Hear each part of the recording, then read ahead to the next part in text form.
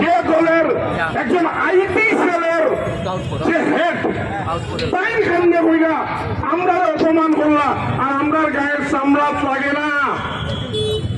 আজকের দিনে কংগ্রেস দল শুধু শিলচর না, আজকে গুয়াহাটি লেভেলেও ব্রহ্মপুত্র লেভেলে ভারতবর্ষের লেভেলে তার এগেন্স্টে গর্জে উঠছে। তো আমরাও বোঝা দরকার যারা এই বরাক উপত্যকাতে আমরা থাকি আমরা কি তা গায়ে চামড়া লাইনি। আজকে কংগ্রেস দল এখানে একটা ধর্ণা কর্মসূচি করতেছে।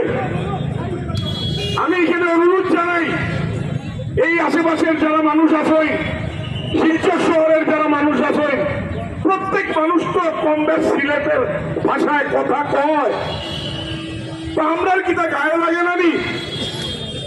কারণ ভারতবর্ষের ইতিহাস দেখলে আমরা পাইব যে ভারতবর্ষের স্বাধীনতা আন্দোলনে আমরা সিলেটি আরো কি ধরনের আমরা কাজ করছি, এই অবদানটা তো আমরা মনে রাখতে লাগবো।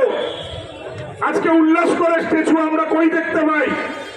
আমরা পাই ওমেন্স কলেজের পুনাত উল্লাস করতো মহাশয় খেয়ে আসলা।